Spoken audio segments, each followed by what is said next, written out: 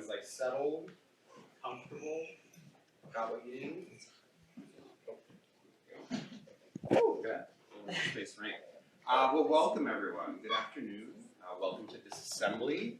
My name is John Newman, and I'm the head of artistic engagement at Koffler Arts, just across the hall. So, I don't know how many of you were here on Thursday for the opening of What If My Body is a Beacon to the World? I'll say a world premiere installation by Adam Wolfond and his collaborators here at this assembly. And of course, after today's program, the installation will be available. So if you haven't seen it yet, or if you want to revisit it, please do. But by way of introducing our panel today on neurodiversity and languaging, I'm just going to read everyone's bio so we know who we're hearing from, and then the conversation will ensue from there.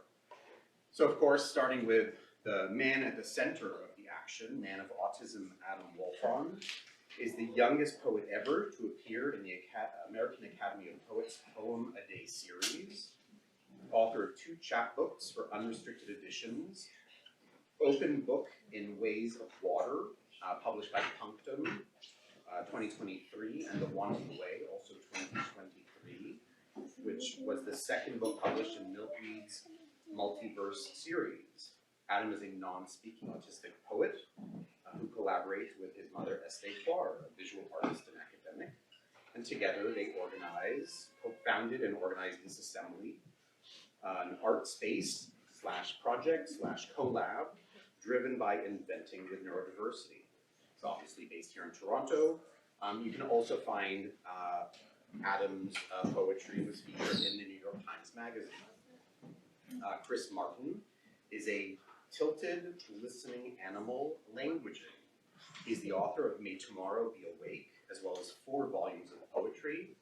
Most recently, Things to Do in Hell, published in 2020 by Coffee House Press.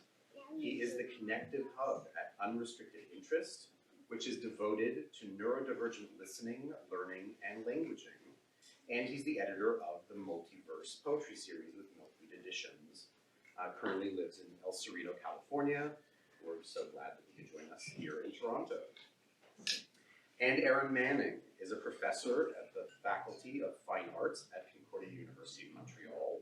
She's also the founder of Sense Lab, a laboratory that explores the intersections between art practice and philosophy through the matrix of the sensing body in movement.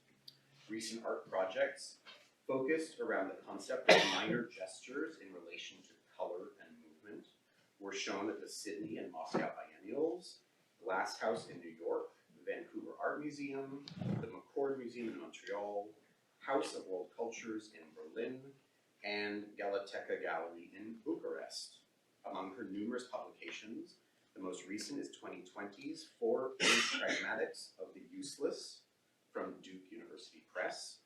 I'm also just going to put in a little plug for all the wonderful promotion that has been built up behind this exhibition.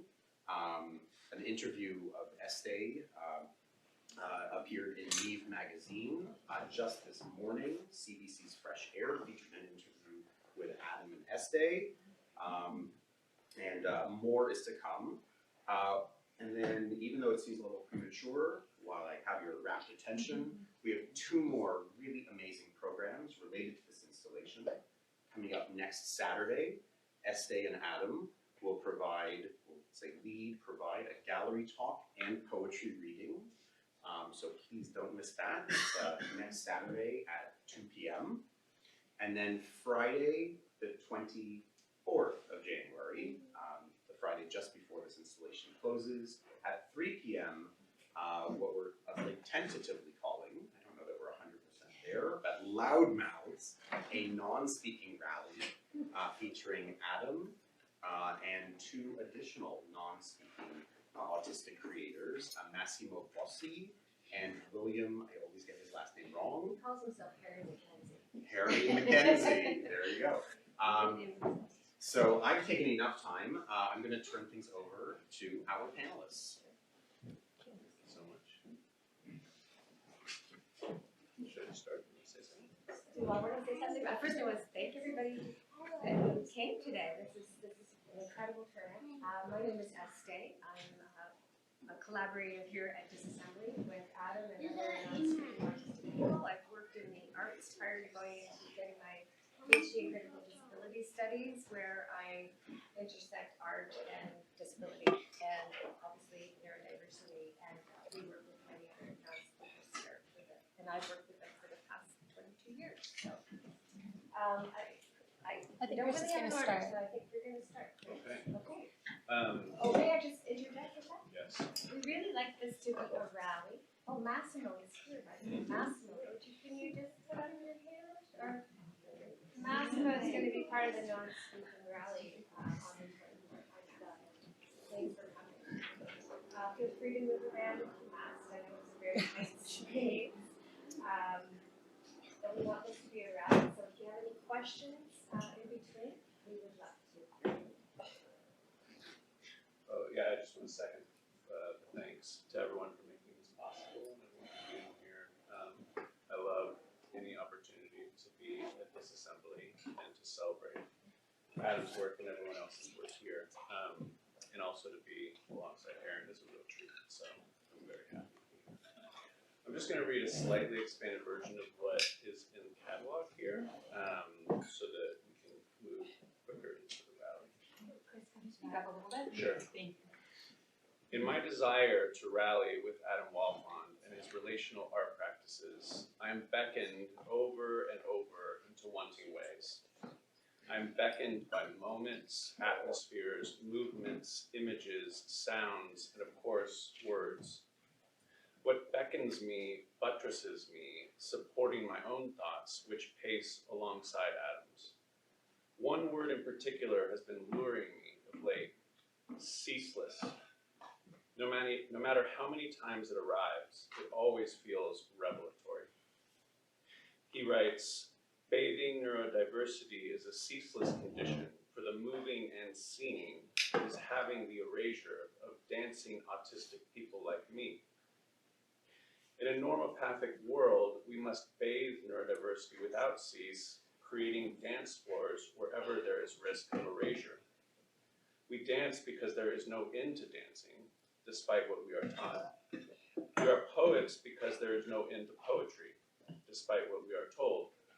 Only the active forgetting of a narrow regime can keep us from dancing our poems, which are our bodies, which remain open to the intertextual choreographies that surround us. But Adam wrote about bathing neurodiversity. What of this beckoning to bathe? He writes, I bathe in a not water, but thick mess of ceaseless meandering visuals that want my attention, and I have learned that I also need support for my goings and comings in the neurodiverse collage that is a city. Meanderings, inefficient transports through the urban collage leap visually at every turn. In this mess of not water, there are ceaseless messages beckoning our bathing relation. One, who is never only one, needs the support of others to find patterns of relation, to forge together maps that can adapt, that can conduct us onward. Adam writes, I am the conductor of dancing silence that is full of actual ceaseless flow of thoughts, and the movement is like a music of ways of silence. The forever bathing flow we find in the rally is a type of music that calls out for dancing. Even or especially in what others perceive as silence, there is a symphony awaiting its conductor, or a conductor assembling an already playing symphony around themselves like a map. We are conducive to the flow that flowers everywhere around us.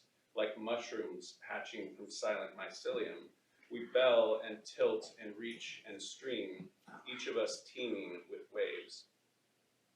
Adam writes, I am dancing my body to sound the things I become, rallying the ways of ceaseless thinking that I can feel. Can we open that door to thinking about sound? These are invitations to a ceaselessness shared.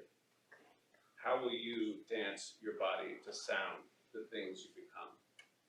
How will you find the door flung wide open?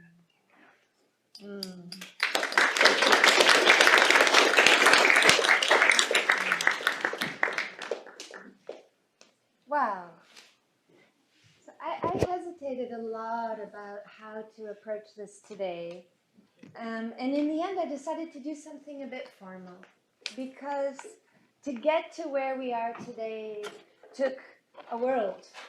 Adam is the first non-speaking person in a university in Canada, and he's finishing an MA. And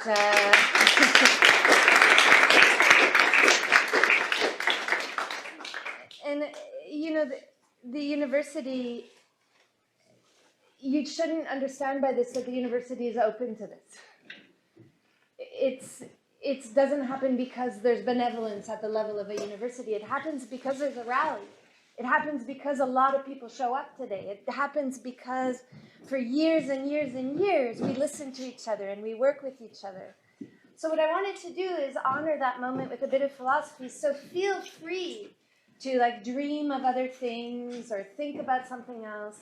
What I want to do is just give you a sense of where I think that Adam's thinking changes everything. So this is part of a longer piece, and the question that I'm asking in the longer piece is, what happens when we are no longer sure where consciousness is? Because the threat of Adam, your threat, Adam, is that you undermine the idea of how we know. And if we're no longer certain about how knowledge happens, all kinds of things are exposed. And we need to have then the conversation of that exposure, which is a conversation about whiteness, which is a conversation about neurotypicality, but also about what we understand value to be. So it's a little piece called Hears in Red, Sees in Wet. And if you're feeling stressed by philosophy, I'll send it to you. So feel free to think about your dinner or something. I'm going to start by quoting my favorite philosopher, Alfred North Whitehead. Consciousness presupposes experience and not experience consciousness. Consciousness is not the fullness of the world as felt. Quite the opposite. It is the subtraction, the elimination from the welter of all that hears in red and sees in wet. It is what underwrites, and now I'm going to quote by another autistic poet, DJ Savarese. So it is what underwrites, quote, senses that live alone like bachelors, like bitter slanted rhymes whose marriage is a sham. They greet the world the way accountants greet their books, end quote. Consciousness is the poor cousin of perception as yet unparsed, of the scintillations of the force of form. It is also the imposed denominator of intelligence categorized, of knowledge organized.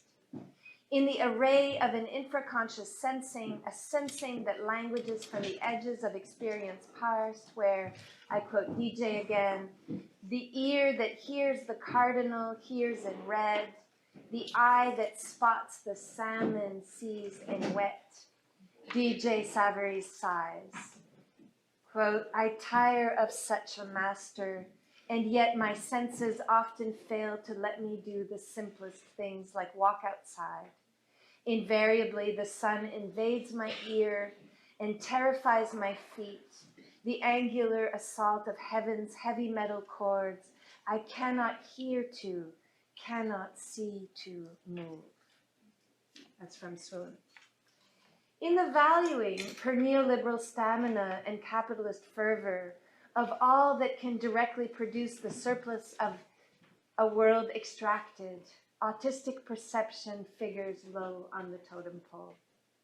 To see, feel the red wetness of the world, to catch in the gleaming the edge of worlds co-composing, to live, to quote DJ again, senses that always fall in love, senses that spin, swoon, lose themselves in one another's arms, end quote, is to sense the middling of worlds forming where potential is full of spin and where paths are still diverging, their detours as yet uncharted. It is also to be taught that your ways of knowing don't count. The quality of life living that is autistic perception all of us experience, but that finds its limit case in autistic experience. I have described autistic perception as the incapacity to begin with categorization, the feeling into the world before it chunks or categorizes, threatens to crumble the belief in the mastery of form as final say. Consciousness as the highest order, as the marching order of attention and organization, holds it at bay. But what if there were no such overarching modality, no compass for experience formally oriented, no cut and dry map to segregate the human from the animal, from the vegetal, and normopathy from neurodiversity? What if, to quote DJ again, the simplest things in his account were actually considered not at all simple, not at all predictable? What if form were always force, alive with tendency and opportunity momentarily stalled? What if the teeming of the atmospheres in Adam Wolfond's vocabulary, the intensity of all relational pacings and overlap, were actually how the world pushed itself into feltness, into the uneasy knowing?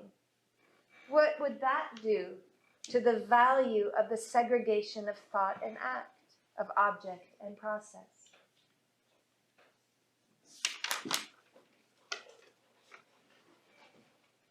So what Whitehead does in his work is that he shows us that consciousness is not the fullness of experience. Consciousness is that tip. If you think about the fullness of language before you can articulate it, and then what comes out, and you know that what's come out isn't the fullness. It's how the coming out can express. There's something wrong with that. But that fullness is lost in consciousness, right? So the issue becomes, what is at stake in this belief that consciousness is the marker that gives value to the world? Because we believe that.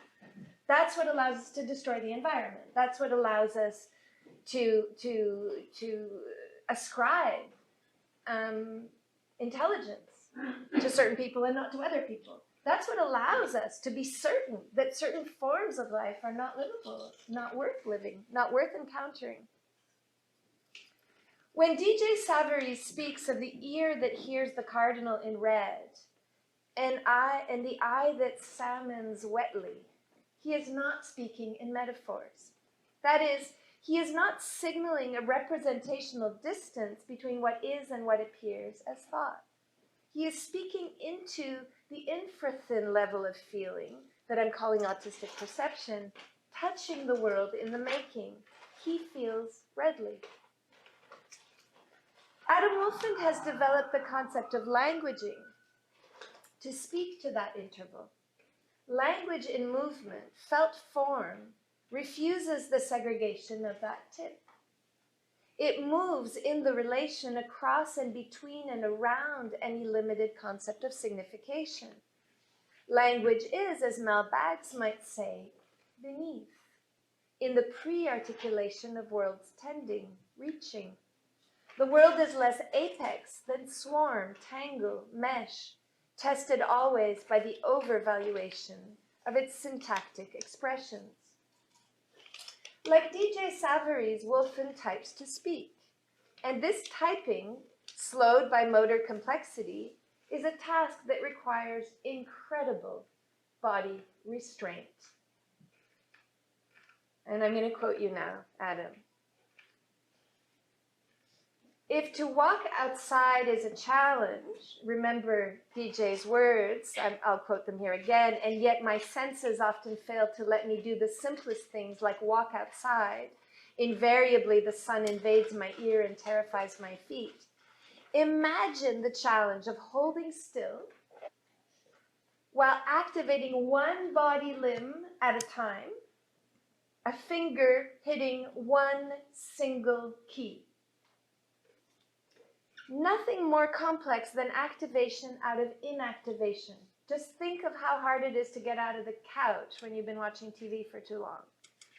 So activation out of inactivation is an extraordinary feat of forcing an impulse while holding another one back. So if you think of everything that's teeming in autistic perception, and now you're being asked to choose one letter, followed by one letter. Imagine the challenge of that for all of us, but especially for Adam. We have many normopathic ways of articulating this challenge, from executive function to motor disturbance. But these are too imbricated, it seems to me, in that value-laden concept of consciousness that would have us cleanly segregate part worlds from worldings. So, why focus on the motor challenge? Because moving the word one slow letter at a time is a practice that speaks otherwise than with the mouth, other than the two typing hands or the fluid penned calligraphy. Every movement is reactivated from a complex of movement potentials moving in several directions at once. Right? So a body is always vibrating, it's always moving. And then you're asking that movement to pull out, to subtract one tendency and to quiet back all the other tendencies, right? So when Estée has her hand on Adam, what Estée is doing in the relational pacing is helping Adam collectively in the relation tend a one movement out of a million movements. At least that's what I've learned, Adam. To hone in on one arm moving toward one keyboard, toward one letter, is a feat. And so each word, each sentence matters in a way much more urgent than those that can be easily respoken, erased, contradicted. I have never heard you say a single superficial thing, Adam, and I think that's why. In the languaging, a new mode is born that glides with thought's thinking, the language urgent in its gallop. But what ends up on the page is never all there is. Language jumps into the interstices of what ineffably lurks in the betweens and beneath. In the stick, with the stick, where movement needs no such restraint. And this is what we hear, that layering of worlds still in the forming in languaging. It is the edge of what is still very much in movement, the carrying over of tendency and intensity. This is why it vibrates the way it does. Its metamorphic syntax, a gallop across planes of existence. And I'll quote you, Adam. The languaging perception is the movement that rhizomatic meanings condition that are a part of my languaging, which is a leaving of meaning. The ways I make man of autism in talking about languaging is through the movements and the rallies that are sensed in the way of feeling. And that means that making perceptions understood thinks and faces the walls people live with within a Saussurean question. So in the normative linguistic beliefs, Saussure thinks that the sign is doing the work of meaning, that is the pace that stops the actual movements of the rallying body. The ways that I think about language is through the making of it. Words are days and times and names and feelings that are cut. Please return to the calls of the atmospheres that want to write these ways of perspective. So I'm not going to say a lot more, Adam, but what I want to say, what I try to say in the much, much longer piece is that every time we try to reduce languaging to the words, every time we say, as we will today, Adam, do you want to talk with us? We're forgetting that this isn't the only way that the talking is happening, right? We're returning Adam to a model of consciousness in order to make those of us who come to language more easily comfortable in the belief that Adam is smart, right? And that's what I think the exhibition is challenging, Adam, that you're helping us come to a place where we can see that those atmospheres and the rallying of the atmospheres bring forth a languaging that doesn't have to find its place in words. Nothing wrong with words. Words are amazing and you're good at words. But that we should become more attuned to the ways in which languaging allows that all of that world under the tip of that iceberg to also be felt. So I'll leave it at that. Thank you.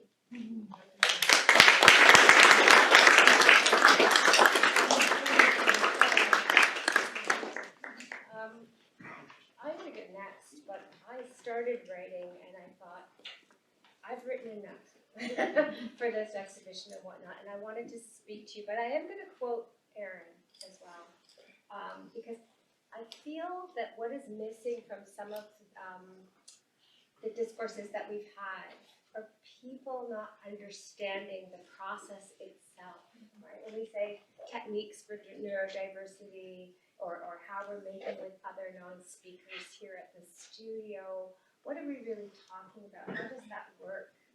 And I first want to talk about, I'm gonna try and blend them together to your quote about distantism by John Lee Clark, who Erin is working with. He's a deaf-blind, now scholar, also at Concordia doing his PhD, correct? I'm going to quote this first, and I'll try to put it in a context that I think works for what I'm trying to say. So distantism, defined by Clark as the tendency to privilege mediation over direct perception, is what allows neurotypical worldview to dominate, what allows the body to be parsed from its environment, and what enables a worldview that deaf-blind experience, to speak of just one discounted form of experience, is no experience at all. Whether we are speaking of the necessity to frame our academic knowledge based on objective data, or whether as deaf-blind people, our engagement with the world is considered by others to be impossible without the mediation of a sighted intervener, or whether we are expected to diminish our experience of the world as autistics, limiting our sensory experiences in order to pass, or whether our Black, Brown, or Indigenous bodies are expected to be less threatening by moving to rhythms, including rhythms of thought, neurotypical, and the list goes on, we are engaging in distantism. For Clark, distantism promotes the impossibility of a deaf-blind feeling with the world. In this limit case of distantism, a lived experience of feeling felt is denied. Okay, I'm going to actually stop there, and I'm going to talk about the sort of conflation I want to make, hopefully not threatening it, of a permeable body, a body that doesn't feel its boundaries, which I talked about at the opening a little bit if you were there, and also the relation that is needed to work with non-speaking people like Adam, who has motor differences. We really trying to stay away from, if you're hearing this, from clinical terms. And the reason I do that, and we do that, is because we've overheard them. They've been around for over 200 years. I want you to know that. And how is it that we're still rooted in that? And we have to challenge that way of thinking that's been around for far too long. And I could point historically to the moment, but I'm not. Too long. I'm not. Adam's just going to go get some food and come back, and then we'll have him do some words. So what we do here, and what we talk about relation, is understanding that permeable body, that body that doesn't have any boundaries, and have touch support and movement. So some of these drawings I put up here was the purposes of how I started to think about, before I learned Delini, actually, these ones were the first, of how movement moved in the classroom, all right? So when you're in a special needs classroom, so Adam has been mostly excluded, right? The teacher stands in front of the class, teaching stuff at you, and you're expected to sit in those tables and comply, head straight forward, and listen, right? And that is the performance of a good student. And in this drawing over here, I showed sort of that anguish with the red and then Adam running out of the classroom, which a lot of autistic people will do. It's too difficult to attend in that way. And then in this, when we started doing our own sort of homeschooling model, we actually ended up looking like a musical note, but it was more circular. And I just started to like draw these really bothersome relations of team meetings with therapists and how it was so hierarchical and whatnot, and really ignoring this body that Adam had and trying to make it conform to neurotypicality, to normative moves, and how extremely painful that is for autistic people who proclaim it, and it was for Adam, and how we had to move in our own way. And that started to be an artistic, if you want to call it, approach to making and learning together, sitting together, reading books, having a rally going back and forth, allowing people to move, sitting on floors rather than at tables, allowing people to stim, to eat, and whatnot. Oh my God, we have service here. Anybody else have an order? We have a server. You can pass it here, I'll hold Okay, this. okay. So the way we did this exhibition took 2 years, right? That doesn't, it takes a long time to rally. And so we do it from the bottom up. Like, how do you make tools accessible? We don't say, okay, now we're going to make a film. And we're going to make a film about perception. It doesn't work that way because we want to learn, and we're always like forging ahead and learning about how Adam's writing and what's that leading towards, and how are we going to like dig it into that a little bit more. And then maybe we'll take a video, or we'll use a body cam, or, and that leads to something. We ended up talking about that a little bit more. And so we have like 2 years of documented conversations about how this evolved over time. And some people who have seizures, who can't be here every week, and share with us. It's like not considered a failure. These are all considered contributions. But what does the school do? What does the university do? It evaluates you by your attendance, by your attention, by how you write efficiently, quickly, on a due date. And we just have to sort of forgo those boundaries. So I wanted to talk a little bit about that. And I wanted to talk a lot about relation, because mothers are particularly problematized. And I'm hearing this a lot in the interviews, right? I wanted to talk a little bit about mothers and mothering. One of my colleagues wrote a book called Unmothering Autism, and I think I haven't read it yet. Meg, you're back there, it's Patty's work. It's coming out any day now. It's coming out any day now. Okay, it's called Unmothering Autism. But it has to do with the governmentality of mothers and how we are supposed to continue these therapeutic practices in our home. So literally the therapist is guiding us into like, you have to do this with your child, right? And it's becoming the expert in your home. And it's quite invasive from my personal experience. And if you're living in a world that's continually excluding disabled and autistic people, what the heck are you supposed to do? Subjugate people to the so-called experts, or start to really, do things the way that you can survive and do them? I mean, our lives have come to a couple of breaking points where people were saying, well, if you can't handle them, you have to call the police. I mean, what sort of options are those for people to call the police? So, when you start to bring back the calming supports and sort of rejigging and recalibrating, then you can get back to the creative part of the relationship. And then, as a parent, I'm sharing these methodologies, if you want to call them methods. They're sort of anti-methods, really, of relation. And in ABA practices, who's familiar with the term ABA in this room? Okay, some, not all. It stands for Applied Behavioral Therapy, and that is a therapy that was brought to Canada in the early 1990s from California, and it was created by Ivar Lovaas, and this is the same therapy that was done for homosexual boys in the 1970s called the Feminine Boy Project, and it was to teach homosexual boys to be compliant, to be normal, to not be homosexual. And this is exactly the same therapy that is used today for autistics. And some people will say, well, it's more positive, we have more positive approaches. However, Julia Gruson-Wood who's a scholar, did a really wonderful study with ABA therapists here in Canada, and she interviewed them. And a lot of them were complaining about the therapy not allowing people to develop any sort of relation with their client, okay? And so what happens is they're constantly rotating people in and out of that room, and with the purpose, they say, of making the autistic person independent. Right? So what happens? You don't trust anybody anymore. You're not having any sense of regularity. You're not having any sense of routine.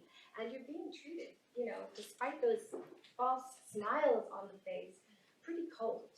It's a pretty cold way to live your life. And this therapy is done until, you know, as a predecessor to inclusion. So autistic people like Adam are getting absolutely no access to real study and education. None whatsoever. And that's a tragedy.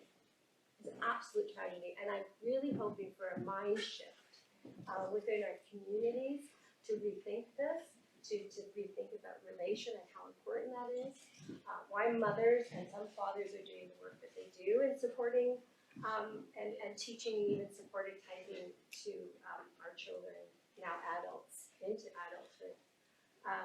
So we do that here. We build the relation with people here. We tap into the feelings and what they want to create together. And we just hope that that continues. Having these creative spaces where people can come and go at their free will is been really lovely.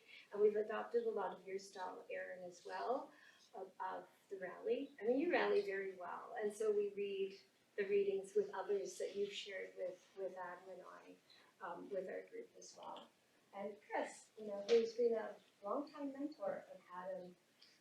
You know, you have to find those mentors in the world who will help develop the work, you know, and if we could all be available in those forms to be creative. Oh, I'm a poet, I'm an artist, I'm a scholar, you know, let's do this work together. It could be very interesting. I wanted to address those two things because I feel like that's been really covering in terms of how we do things here, and the questioning about mother, you're in the way, mom. And I think too, Adam's getting to that age where I'm feeling that more intensely now, and knowing and grappling with how, you know, the support continues, you know, with all of those things in mind. So to that, I wanted to just open up the rally and the discussion among everybody.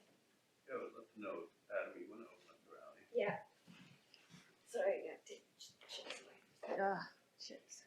Chips just means somebody's hungry. Okay.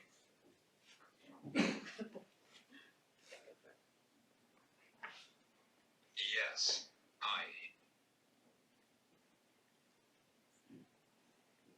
Am. Thinking. About. The. Ways. I.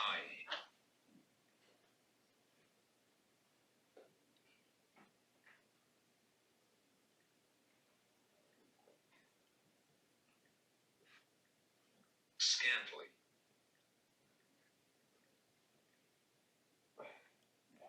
Dense. This. Men. Of. Autism. Dense. With. Needing.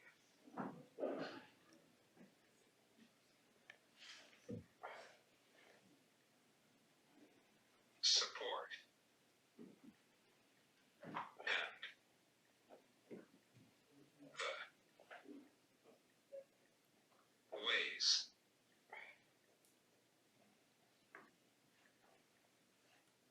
Making.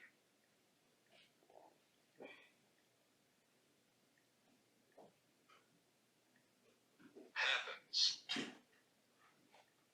With.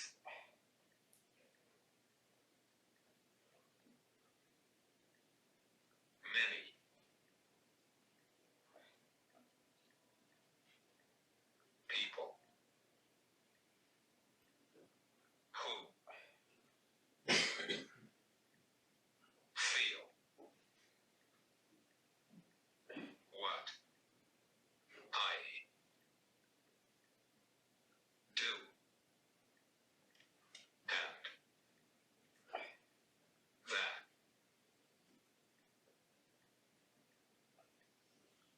makes me think about the meaning of life and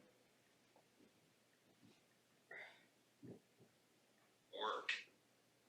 Yes, I am thinking about the ways I scantily dance this man of autism dance with needing support and the ways making happens with many people who feel what I do and that makes me think about the meaning of life and the various ways that bring relation back into the work.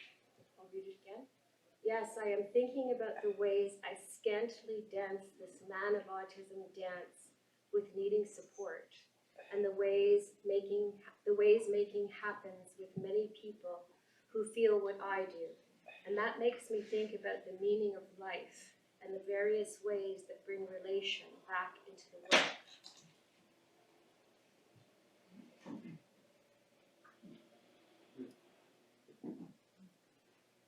Adam, I often think about how your ways also activate others' ways. I wonder what you would have to say about that, because the relation is always moving. It's not just, the pacing isn't just coming from a stay to you, it's also moving from you to a stay and into the world.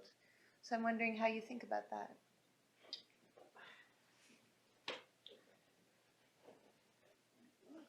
Yes,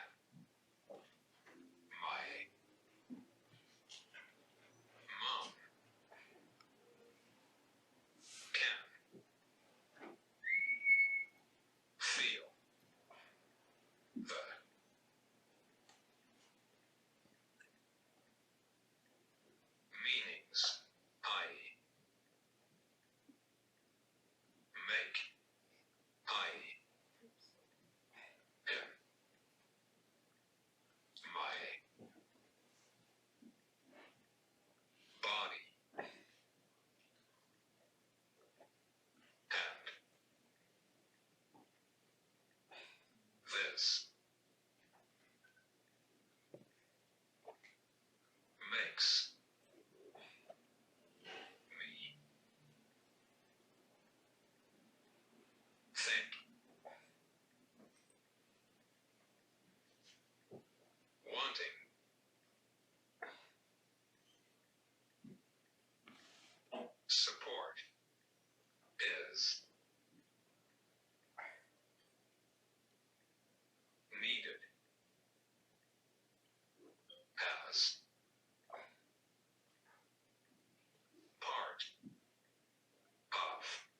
and this makes me think wanting support is needed as part of the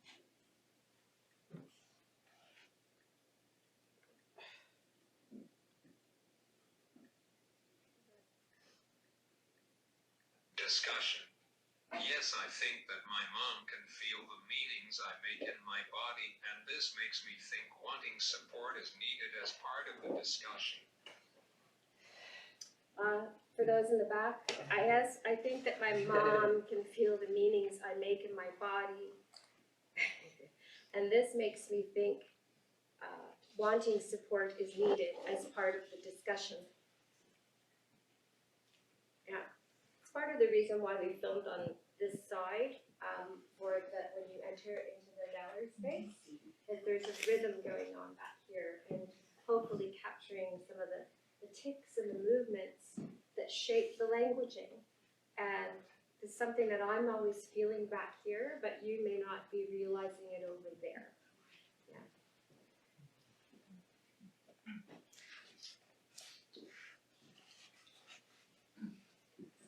I can say maybe a word about relational pacing, Adam. This is a concept that you've come up with.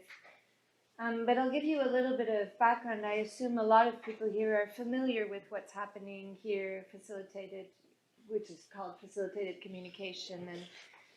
And for a long time, and I won't go into the history of the problems that have, been extremely tiresome for us all. There was the question of who's really doing the talking. I mean, I don't know how you could ask that question, but surely not every facilitator is a poet. I've never figured out where that self-importance comes in that makes facilitators believe they're that interesting. But in any case, what happened then over years is that many autistics started to talk about how we were getting it all wrong, that we were assigning this kind of line from facilitator to autistic as though it weren't moving always in this kind of wave. And one autistic, Lucy Blackman, she writes about this in a really interesting way that always makes me think of your relational pacing, Adam, so relational pacing became, I think, the vocabulary that you chose, Adam, away from the idea of facilitation, because it allows us to really think about the atmospheres that are being generated in the feeling, thinking, moving. One of the things that Lucy talks about is triangulation. So she talks about how the world is always triangulating. So if you're thinking about the complexity of experience, how is it going to happen that one thing stands out or one environment stands out? And the way that she talks about it is that these triangulations occur, but that the problem of neurotypicality is that we only see the bits on the edges of that triangle, but an autistic feels all the movement that triangulation proposes. And so she gives the example of McDonald's. It's a great moment where she says her facilitator would say to her, she might walk by McDonald's and say McDonald's, because most autistics can say some words. And then she says yes. And then her facilitator takes her into McDonald's, but she hates McDonald's because McDonald's is just part of the triangulation. So what her body does in the face of McDonald's is that it names McDonald's as the way that particular field of relation can generate. But the facilitator is so focused on the endpoint that she never gets to understand what else has grown out of that. And so that's how I think about the way that you both talk about relational pacing. So that's why I asked Adam that question, because I've seen Estee be as changed by Adam as Adam's been changed by Estee. And it truly is collaborative work. And we also know that in many cases of relational pacing or facilitation, it isn't just anybody who can do this, right? So we know of a lot of autistics, like I read DJ's poetry. DJ's dad, Ralph, cannot facilitate. This is common. It has nothing to do with his love or anything like that. It has to do with rhythms and how rhythms coincide, how those triangulations allow for that particular form of language to express itself. But I think if we don't focus on the words themselves, we see, but no, the relational pacing is happening. It's just not happening through words with this particular person, right? And so there's something about your relational pacing that allows the words to emerge. But in another context, from what I hear when you're in the water or in the ocean or together, that your relational pacing happens in a completely different way. And I think that's what we keep forgetting. Very much. I'm glad you mentioned it, because I have, being so immersed in it, it's hard to pick out the strands that I want to communicate with everybody. And so thank you for that. And I think that's really key, that's like when I say it's mutual collaboration, it's through this feeling that we're so definitely like, I am not directing Adam to do this work, right? Everything's an invitation. When you're working with Chris, you you're in conversation with each other, and it's a rally, and the cue is really important. And that, in behaviorism, they'll call it prompt dependency. But I want to say that the cue and the prompt, these are really important ways to be able to activate movement in the world. So, where that's denigrated, I would like to say celebrate that. Like, the cue is important, and the rally, and the type of rally that you're inviting. Are you inviting something interesting? Do you want to speak more about the rally? Yeah, I mean, there's so many valences to the rally, and especially to the way that you use it and have used it, Adam. And one of the kind of, in some ways, silly ones is that we think about sometimes as tennis. And the way in a rally, the purpose is to just keep hitting the ball back and forth to each other, right? But I think when we get together over Zoom, you will write something, and it's this beautiful ball of language, as you said, that gets thrown over the screen net to me, and then I have the opportunity to hit it back or toss it back, maybe with a little bit of spin, and then you pick it up. The energy from that creates a new momentum, and we go back and forth like that, and it's almost as if each foray towards each other creates new opportunities we could not have known about beforehand. And I think that's a really important aspect of the rally, is that you don't go into it trying to get an answer. You don't go into it saying, we're going to figure this out today. You go into it just ready to receive whatever's hit to you, and then keep it going and follow how the energy creates new opportunities. Can I rally with that?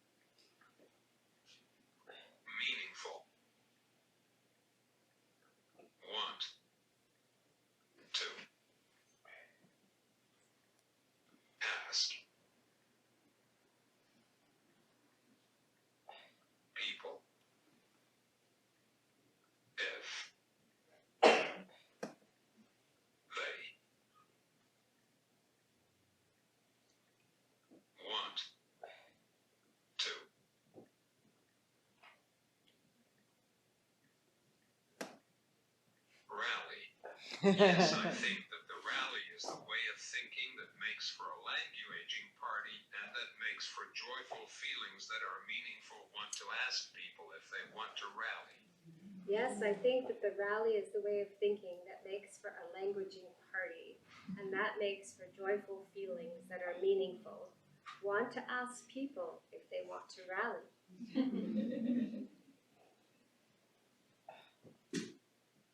That's an invitation.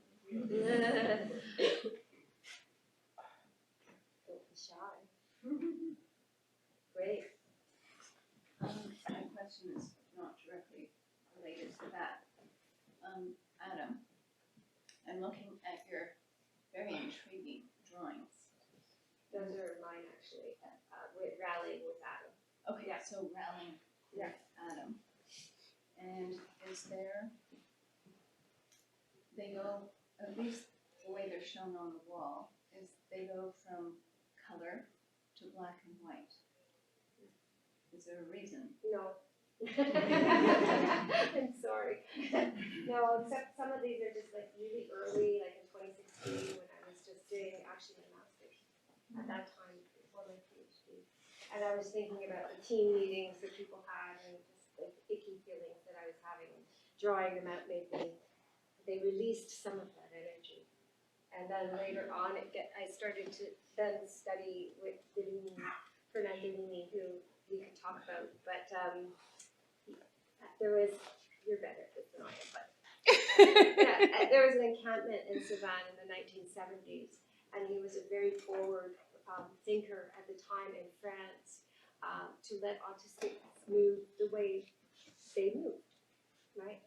And there were neurotypicals and autistics in this encampment together. I guess it was in the summers, right? Mostly, yeah. Yeah. And there were some maps like drawn of the movement that, thank you, that I felt meaningful because it was sort of picking up what I was doing here. I thought, oh, that's really interesting. And so when Adam has autistic catatonia, and that makes for times periodically in our lives when Adam can't move at all for 2 hours or so. And this one here was when this was very, very young. We just moved, and he was stuck in the bathtub for over 2 hours. And there was no amount of words or prodding that I could do.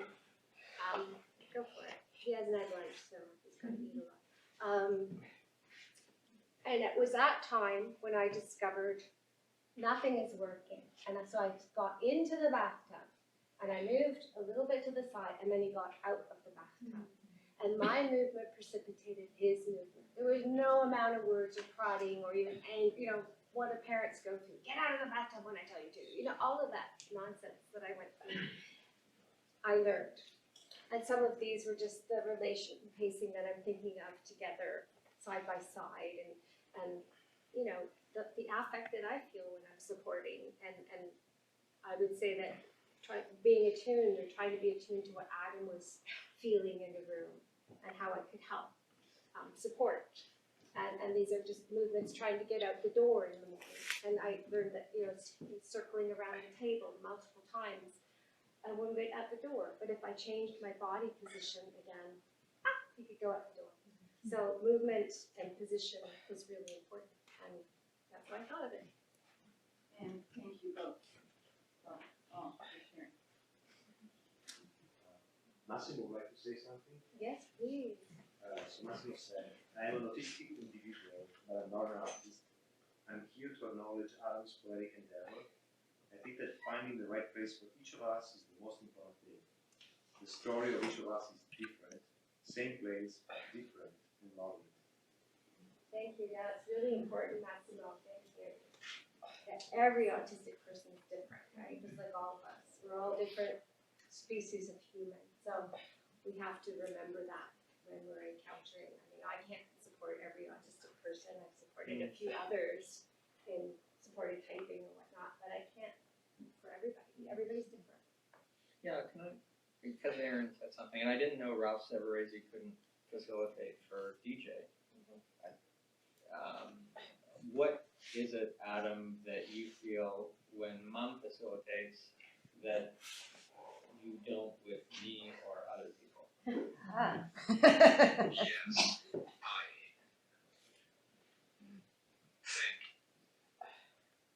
think that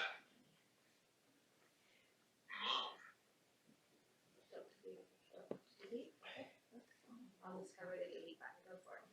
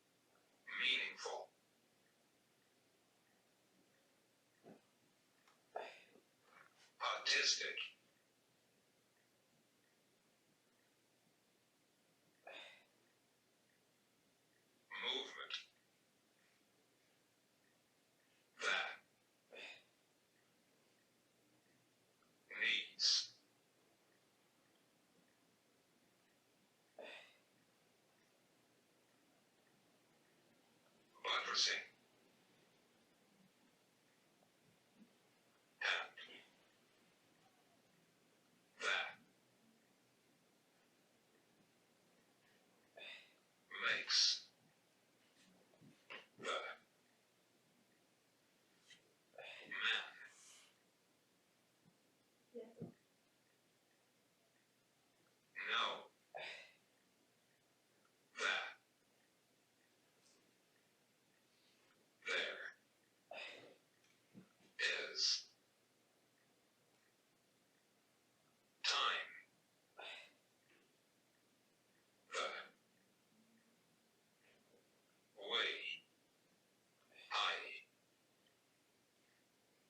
a lot in the ways other than talking and this makes it easier to think at meaningful autistic movement that needs buttressing and that makes the man know that there is time the way I need for faster typing.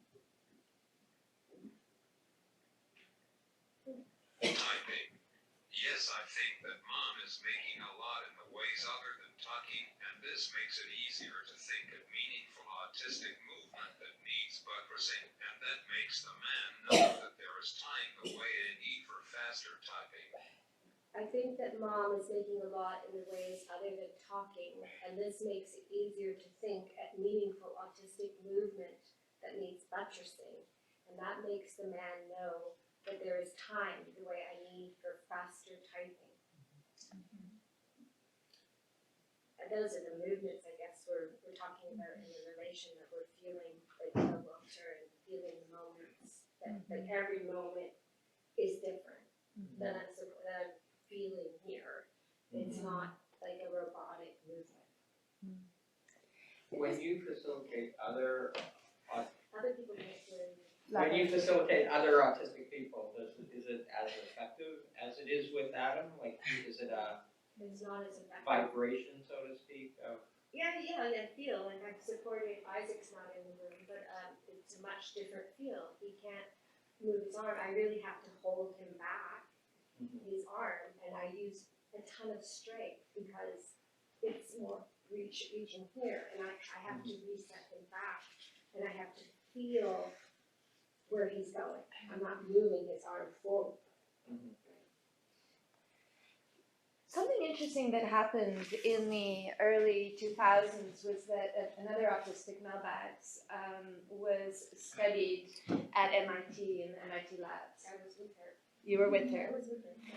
And Mel, so I have the story just from Mel, maybe you have, but what Mel told me about it was that Mel typed to communicate, and they kept telling the people who were studying them that they were focusing on the wrong part of their brain. And they wanted to study Mel's language, and so they were focusing on the language centers. And Mel kept saying to them, focus on the movement centers. That's where my language is. And I think that that's really, like, that's the core of what I hear you saying, Adam, is that as long as we understand languaging to produce words, we're going to have trouble facilitating. Right? So often, I don't know how you would feel about this, Adam. You'll tell me for sure. But when I talk to Adam on Zoom, I would say that 90% of the time we hardly talk at all. Because I'm so interested in the movement that I'll say, hey, Adam, we don't need words. I hear you. You're talking to me. This is fine. You know, you keep your words for the next person you need them for. Because I work with a lot of students who don't talk, who can talk. I mean, physically they can talk, but they struggle with another aspect of autism, which is called selective mutism, where the talking can't be generated just off the cuff. So I just want to close that, or sort of pair that with the question that you asked Adam of the rally. So, you know, probably we have people here who teach or who have taught or who've been parents. And one of the things you know is that people don't respond when you ask them a question. It's a really common thing, you know, if your kid comes home from camp and you say, how was camp? They just want to die, right? And so what you do is you start doing something else, and if it's important to you, they're going to start to talk, right? Like if you don't want to be disturbed, your child's going to start talking. There's a kind of energy that allows for the voice to come out.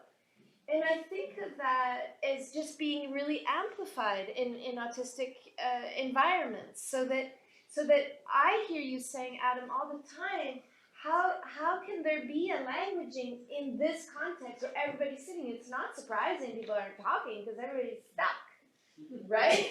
And Adam is like sort of pulling language out of the stuckness, and it stays pulling language out of the stuckness, and I am doing it, and Chris. But if we could talk more about that, then I think we could rally more easily, is my feeling. And part of the challenge of that is that we tend to only value language if it starts from nothing. So like if you think about it, you enter into a room, you shut everybody up to begin. There's lots of language happening, but you chose that wasn't the language you wanted. You had to like shut up so that now we can say the language that we need to have. Or in the case of autistics, when they're testing autistics to be able to go into university, the only test that has value is independence. So none of the relational speakers are easy to test because they say, well, how do we know for sure that Este's hand behind Adam isn't like writing out all the letters that, but when it's Morse code, yeah. But what we're doing with that is reinforcing the idea that language comes from nothing, but it never came from nothing. It was always a rally, right? Yeah, I'm glad you mentioned that concept of authorship and independence, which really is at the forefront of the collaborative anti-methods we have here in the studio, right? It's like finding those ways. We cannot in this field keep producing work that was by so and so. Not that doesn't happen from time to time. We don't acknowledge people and the effort that they put in, but we really overvalue that. And so this piece that is a collaborative work, it did happen over time. It happened, Ellen standing in the back every week meeting with Adam and discussing. Kira somewhere in the room, there you are, discovering, well, let's try an endoscopic camera, and it ended up being a hit. You know, it's just all of these minds together working in the flow and in relation. I mean, that's really important. None of us are working here in a vacuum in our lives. What makes us think that we're masters and we're authors and we're aficionados? I can't even understand that. But we live in a culture that really has promoted that, and we all think that's necessary. We're all tested every single day to identify ourselves. Is that your work? And so on and so forth. So you know the drill. We've all been So I have a question for Chris. I'm really curious about the multiverse series, and obviously But I wonder if you could speak to sort of the variety and range of those who have published as part of that series. You know, is it all poetry? Is there prose? And what various sort of like life circumstances? Thank you. I'm very interested in the unexpected and generative solidarities that can be found among neurodiverse people, and the series was born out of the provocation of Adam's work and another writer named Hannah Emerson, another Toronto writer named Amanda Taylor, that the writing was just so irresistible and so visionary that it needed to find audiences in the world. And it was also a great opportunity to show not all non-speaking autistic people are the same. And in fact, you have these three brilliant writers who write in completely different ways. And like, for instance, Amanda considers all of her writing to be rap, even though it's put in the bookstore in the poetry section, and the book is mostly prose. When it comes to genre, it's very interesting because for me, poetry is actually like the largest literary art form in the way I feel it, rather than the smallest. It's like whatever is doing the really interesting work with language is poetry, and I don't worry so much what form it looks like. But other authors, like Jerome Ellis, is a stutterer, and their stutter is a constituent part of their writing practice. And when we recorded the audiobook for Jerome's brilliant book, Aster of Ceremonies, I had to be on the other side listening because the stutter presents itself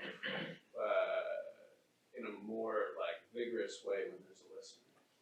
So I listened to him or to them recording the entire thing, and then we took note of all what Jerome languages as a clearing, because he has a glottal block stutter. So it's instead of repeating a sound, there's this pause, a held silence, and so those held silences were actually built into both the book and the audiobook.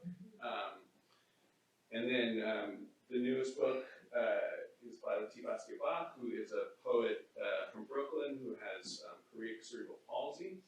And the particular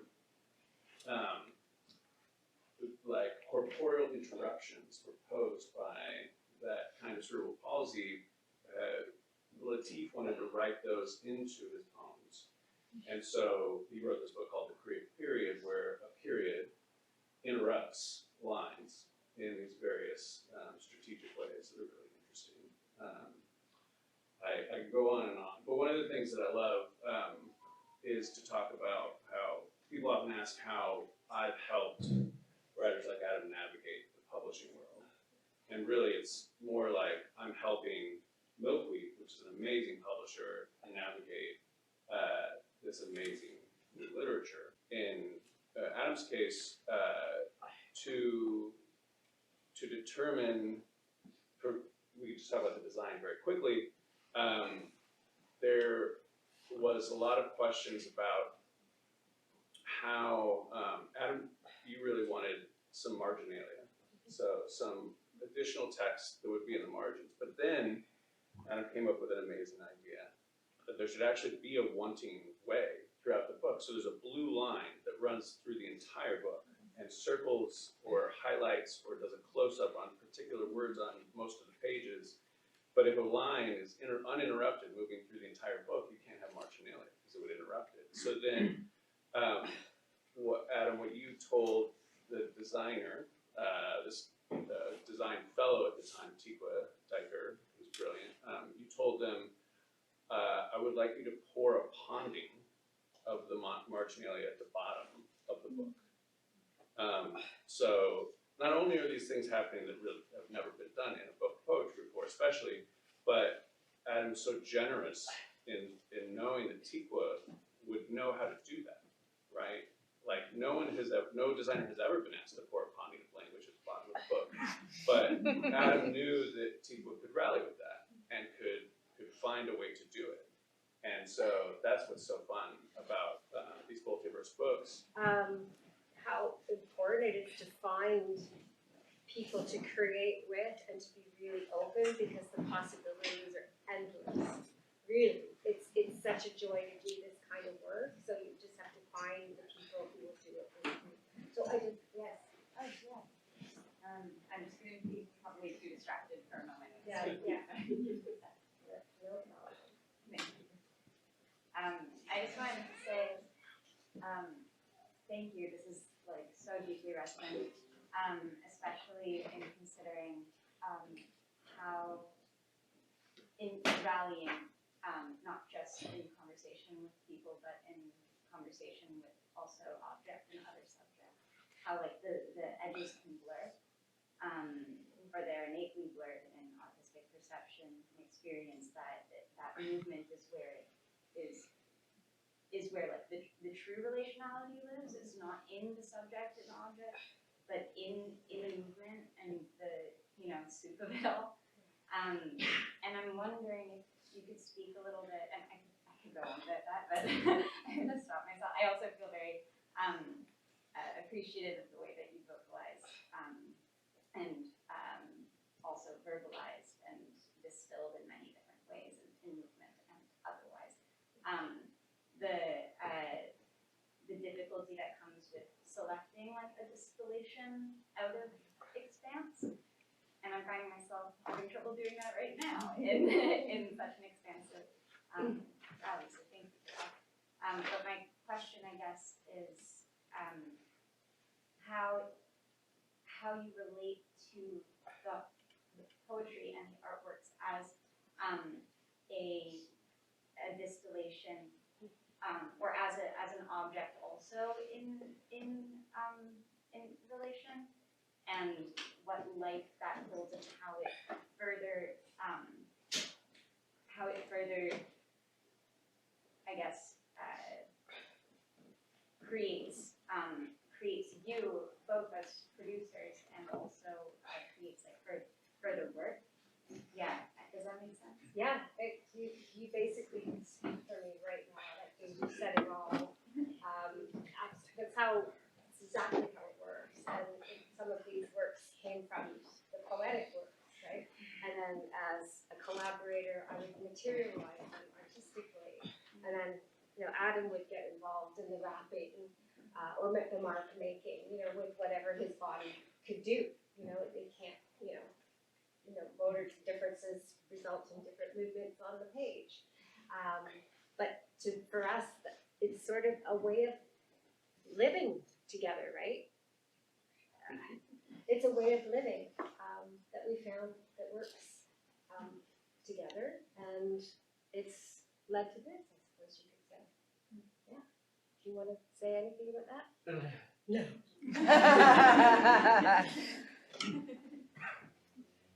Thank you. So I wanted to ask, Hi. I wanted to ask a little bit in terms of rallying about how you feel, Adam, but also all of you, about the differences in what's afforded to us between reading the words and going to the gallery. So when I was in the gallery, I was just looking at what people were doing. I was very interested in that we walked in, most of us, I think, looked at the words on the wall. Yeah. But then I deliberately made myself and said, hey, I'm in the gallery, so why don't we move around? So I sat myself in the bean bags. I noticed some people were finding it difficult to get back up and want to help one to get back up. I also noticed people didn't walk into that part with the curtains so much. So I walked in between the curtains, but I like doing that kind of thing, just to see what it felt like. I also went to the wall with the video screens, and I like very much how there's all this projection around the video screens, like it leaked out of the frames, right? So I was looking at the words and I noticed that the words on the wall were, at first you say, oh, I'm reading the words on the wall. Now these characters like this. But really, of course, if you look at it, they're actually this. They're stencils, Yeah. right? There's videos behind them. So it's like this. Right? I want to talk to you through the stenciling. Now I'm going to ask, okay? The words, like the McDonald's story, right? One way to think about it is that words are, it's not like in poetry, we don't have to just pay attention to what the words say, we pay attention to what the words don't say, and the fields between the words. And the reader bounces around, bounces around by these McDonald's or words, explicit words, dictionary words, right? In between. And the beauty of the poetry is that it guides us through these fields of feeling in a way that feels wonderful to us. We walk out of it different than when we walk in. Now I ask you, your words are beautiful, amazing poetry, but you also chose to engage us in this fabric. How, when you watch us go through your exhibition, what was different in how we were guided through that landscape that was different than what you have done with your words? Speak to that. Yes. I wanted to think.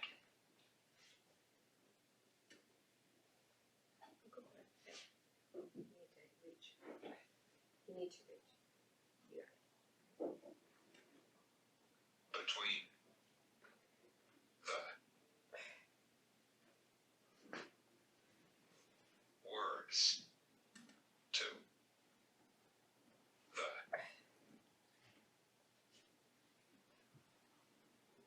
meaning of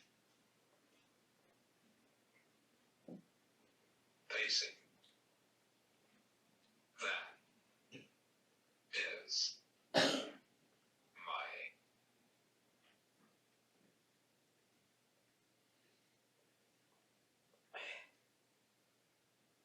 interest and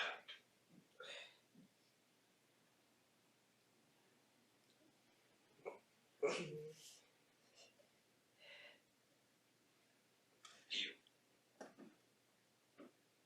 are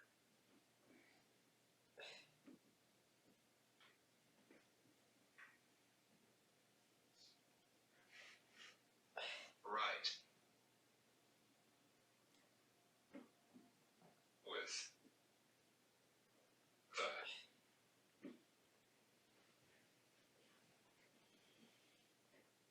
movement and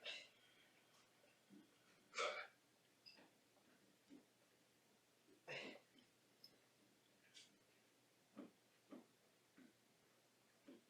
patterns that I feel and this makes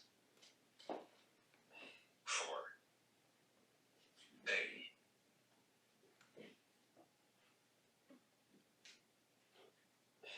man of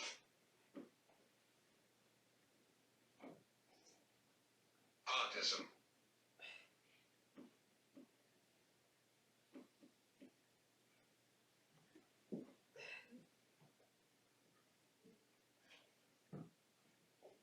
Perception of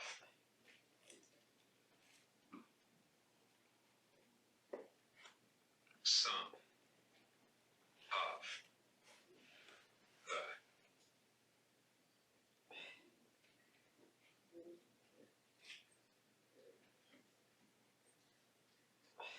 affects that is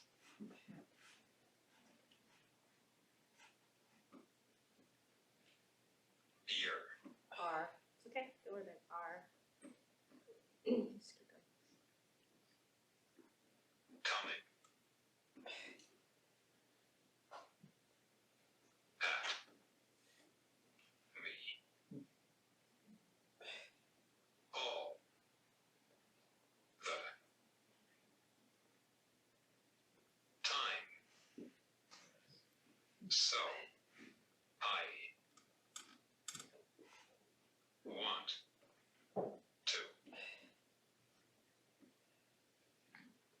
make the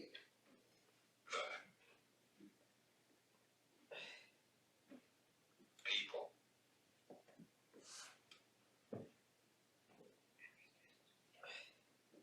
dance.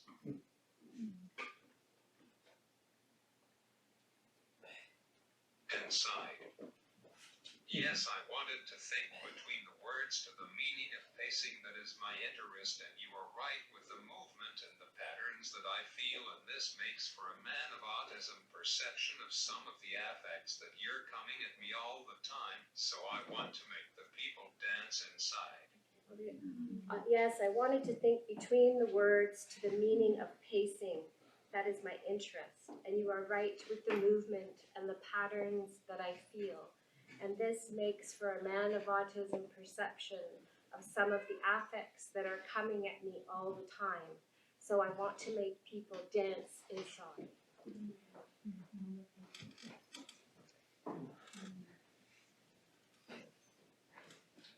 Is this a lot for Adam? Are you done, Adam? Are you? No. No? Adam, I'd love to ask you a question.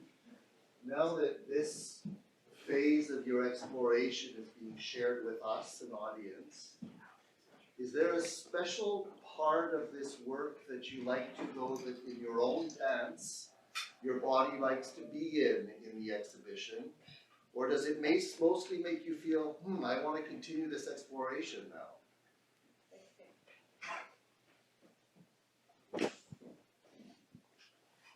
Yes. Has. That.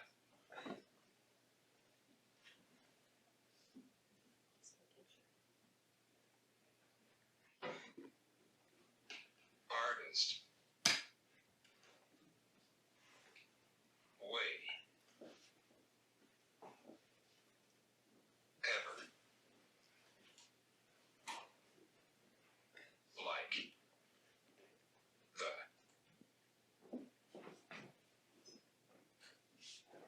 Water.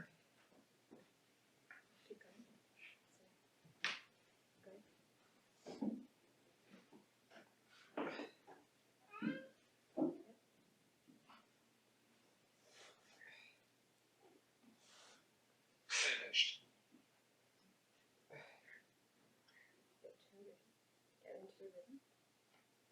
No, don't delete it. Water. Okay. Okay.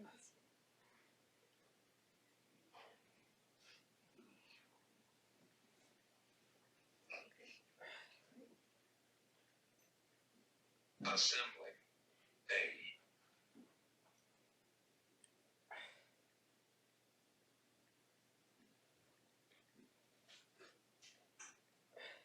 Different. Feeling. That. Wants. To.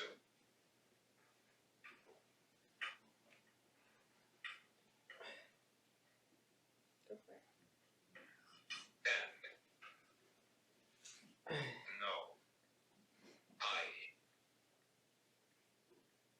Want. To. Keep.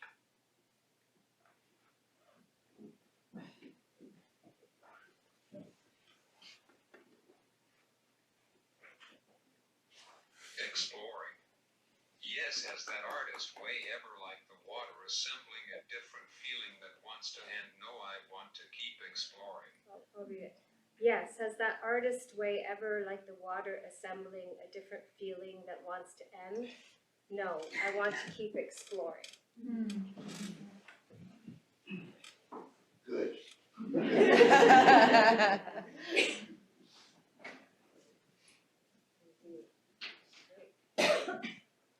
Any other rallies, questions for any of us? Sure, I have a question and a rally. Thank you all for being here.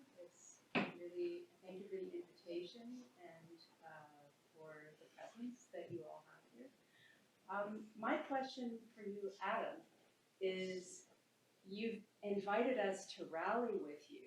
How can we rally past this space here when we leave? Yes. I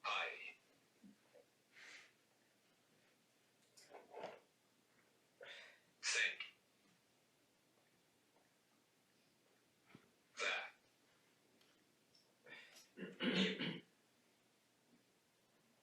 Only if you want to do that. So I think that, deleted you, okay. dense is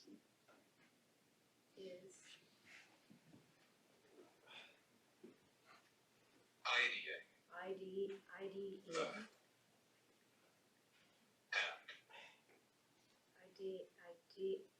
idea and then ing, so like as a verb, ideaing the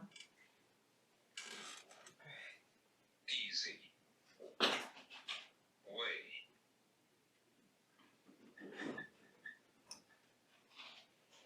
okay, good. Didn't get me tired. Easy way.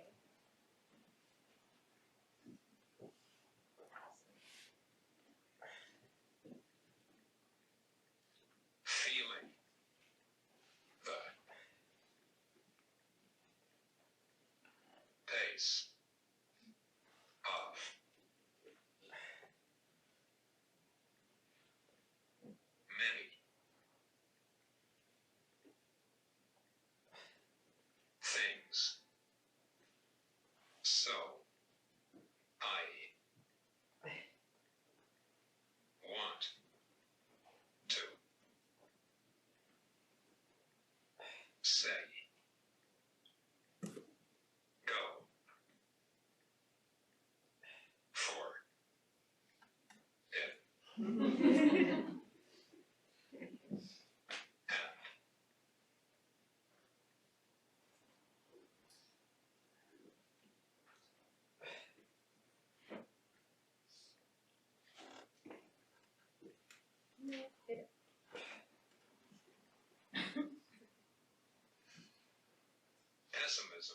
many things. So I want to say go for it. Pessimism aside to be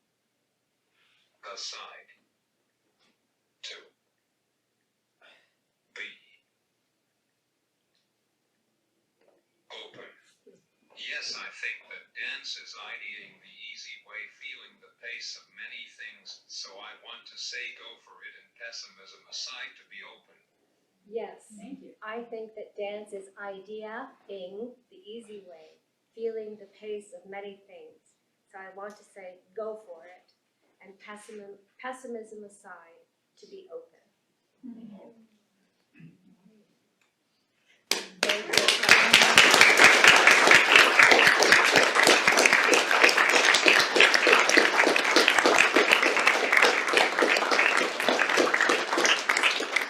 Well, of course, our sincere thanks to Adam and Estee, Aaron and Chris for joining us, for rallying, for all of you for rallying with us.